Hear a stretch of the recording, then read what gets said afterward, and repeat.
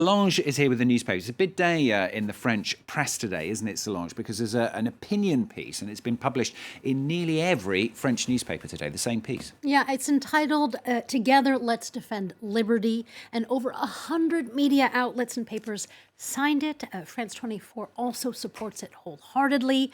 It's a call to stand up for freedom of speech, or an editorial that cautions about a world where increasingly words are transformed into physical violence, where media outlets become targets, where people who express their ideas online get threatened, journalists who dare to criticize governments are pressured. And it was actually an idea put forth by the current editor of Charlie Hebdo, the satirical newspaper.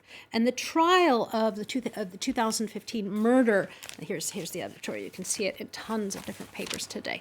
Anyway, the trial of the murder of Charlie Hebdo journalist is going on right now, and the editorial is a way for papers to call out this increasing eating away of freedom of speech and of press freedom in France.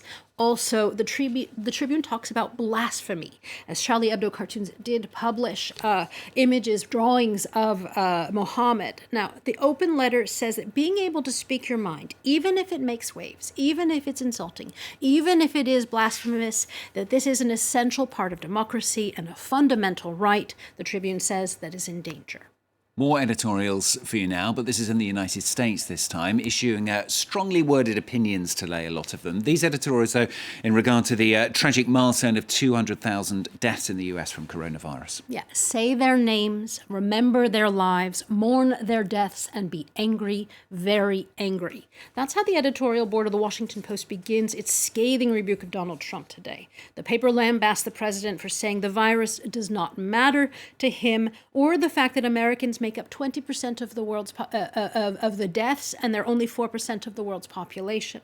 The Post argues that Trump's claim that, quote, nothing more could have been done is essentially hogwash, and that it is not acceptable. Now, the editorial in the paper USA Today also published a scathing review of the president. The paper argues that much of the blame, quote, lies at the hands of an astonishingly incompetent and politically motivated Trump administration, end quote. But the paper also argues that American culture and its focus on individualism is largely to blame for what USA Today calls, quote, this massive national embarrassment.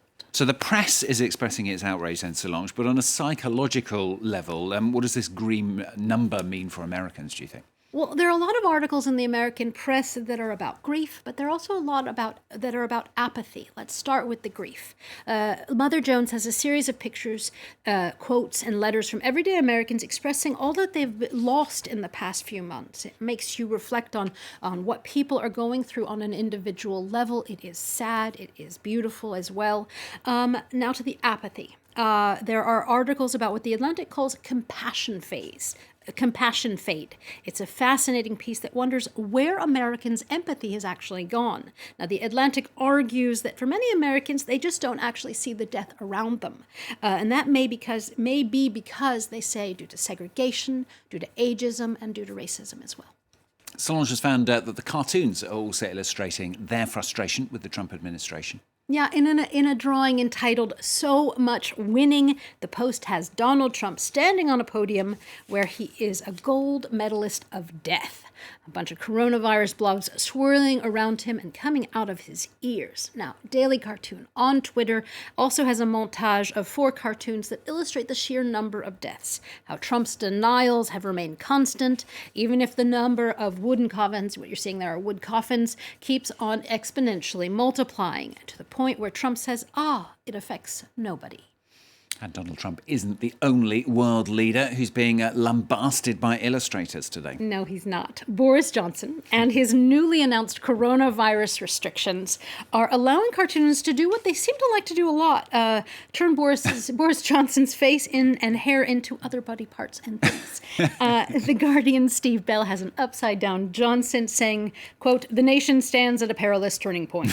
Meanwhile, his face has become a backside. You see that a lot, sort of Boris Johnson turned into a bum face. Talking out his... Yeah. Carry on. Anyway, another way of saying that Johnson's response to the coronavirus is a big hot mess comes from the Yorkshire Post, where you have Johnson portrayed as a sloppy strawberry and cream eaten mess. Nice way of doing it. Finally, Solange, she's got an article for us to make us smile. We need that. Yeah, I hope it makes you smile.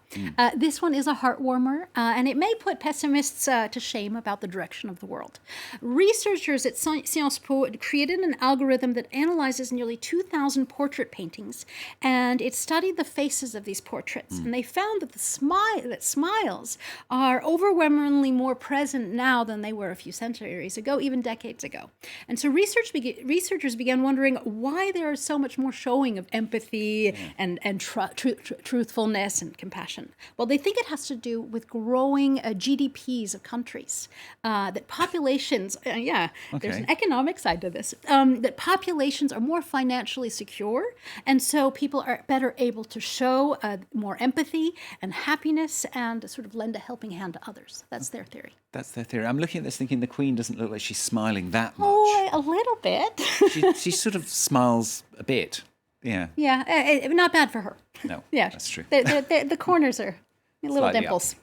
Solange Mouget with the papers on France 24. Thanks very much. And Cole with business just a few seconds ago as well. After the break.